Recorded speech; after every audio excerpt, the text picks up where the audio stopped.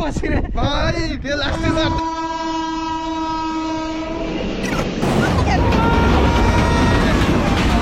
একটা জোনে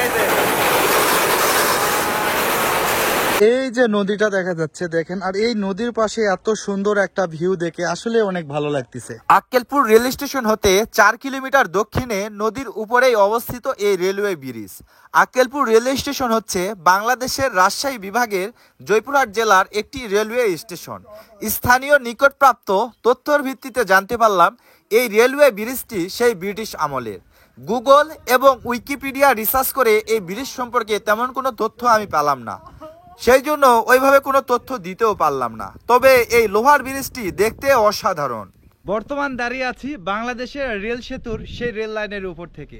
আমার পিছনে যে নির্দেশনা বা যে ব্রিজটি দেখা যাচ্ছে, মূলত এই ব্রিজটার নামই হচ্ছে হলহলিয়া ব্রিজ।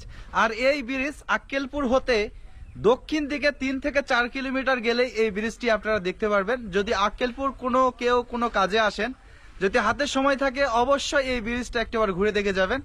একটা মনোরম পরিবেশের মধ্যে একটা নদীর উপর এই লোহার ব্রিজটি আছে। আর এই ব্রিজটি তৈরি করা হয়েছে সেই ব্রিটিশ আমলে, আর ব্রিটিশদের হাতেই মূলত এই ব্রিজটি তৈরি করা। চলেন সেই ব্রিজের ওখানে গিয়ে মূল কথাগুলো বলা যাক। আর এই জায়গাটি দেখতে যতটা সুন্দর, তার চেয়ে বেশি কিন্তু বিপজ্জনক। মানে এই রেল লাইনের যদি আপনারা কেউ ঘুরতে আসেনও, অবশ্যই সাবধানতা অবলম্বন করে চলাফেরা করবেন।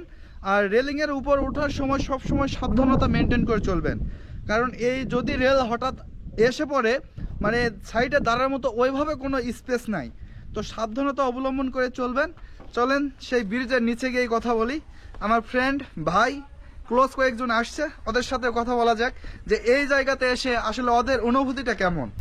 আপনারা হয়তো বা বলতে পারেন আমি কেন এই রেল লাইনের উপর উঠছি বা কেন এই ব্রিজে আসছি। আসলে অনেক সময় অনেক প্রাচীন নির্দেশনা নিয়ে ভিডিও করতে হয়, আর রেল লাইনে যোগাযোগ করে বুঝতে পারলাম একটা রেল আধ ঘন্টা পরে পরে আসে, আর এই সময়টা কাজে লাগিয়েই মূলত এই ভিডিওটা করা হয়েছে। মূলত এই ব্রিজটি সেই ব্রিটিশ আমলের, আর এটা ব্রিটিশদের হাতেই তৈরি।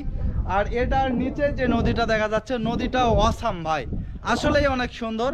হয়তোবা এই ব্রিজটি তৈরি করার আগে অনেক দূরে 2টা পিলার দেখা যাচ্ছে, সম্ভবত ওই জায়গায় প্রথম অবস্থায় হয়তোবা এটা তৈরি করার চিন্তা ভাবনা করছিল, জানি না ওই জাত কি প্রবলেম পাইছে, পরে এই জায়গায় তৈরি করছে। আর এইটা কিন্তু সেই ব্রিটিশ আমলেরই, মানে যুদ্ধেরও আগে যে সময় ব্রিটিশরা মানে পুরা রাজ্য তারা মানে শাসন করত, সেই সময় থেকেই মূলত এই রেল যোগাযোগের ব্রিজটা তৈরি করা হয়েছে। আর এই ব্রিজ সেই আমল থেকেই হলহলিয়া ব্রিজ নামে পরিচিত। তো আমার ফ্রেন্ড আছে এই জায়গাতে, কি অবস্থা, তোমার অনুভূতিটা কেমন? I am filling the good. তো হঠাৎ যদি রেল এসে পড়ে তাহলে তুমি কি করবা? এই যে নদীতে ঝাঁপ দিব। ও মানে জীবন রক্ষাতে নদীতে ঝাঁপ দিবা? ইয়া, বিকল্প বুদ্ধি, এটাই আমার কাছে সেফ। যদিও ওই ফান করে কথাটা বলছে, কিন্তু নিরাপদ জীবন রক্ষাতে ঝাঁপ দেওয়াটাই বেটার, অন্তত জীবনটা বেঁচে যাবে।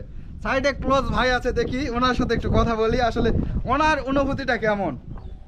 হ্যালো ভাই, এই ব্রিজটাতে আছে, আপনার অনুভূতিটা কেমন? ভাই হাত পা কাঁপে, কিচ্ছু বলার নাই। কারণ মানে কাপের কারণটা কি? ভয় করে, অনেক নিচু। যদি পায়ে নিচান কিছু ঘটে তাহলে দুর্ঘটনা ঘটতে সময় লাগবে না। এটা একবার রাইট। Seriously? ভয় লাগে না? না, ভয়ের কিছু নাই জীবনে। তো তুমি রেল আসলে দাঁড়িয়ে থাকতে পারবা? ইনশাআল্লাহ। সবার কাছ থেকে এই ব্রিজ সম্পর্কে রিভিউ নিচ্ছিলাম, এমন সময় রেল লাইনের ঝনঝনি শব্দ শুনে আমরা সবাই দৌড় দেই।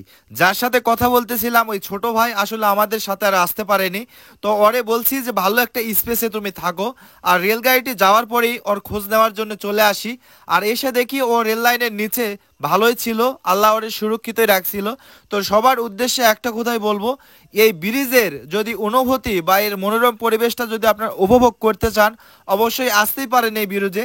কিন্তু সবার উদ্দেশ্যে একটা কথাই বলবো, আমার রিকোয়েস্ট থাকবে কেউ এই ডেঞ্জারাস ব্রিজে যাবেন না বা এই রেল লাইনের উপরে উঠবেন না। জায়গাটি যতটাই সুন্দর তার চেয়ে বিপজ্জনকও আছে। লোকমুখে শুনতে পারলাম অনেক দুর্ঘটনা ঘটেছে এই ব্রিজের আশেপাশেই। সবাই সাবধানতা মেনটেন করে চলাফেরা করবেন এই ব্রিজে।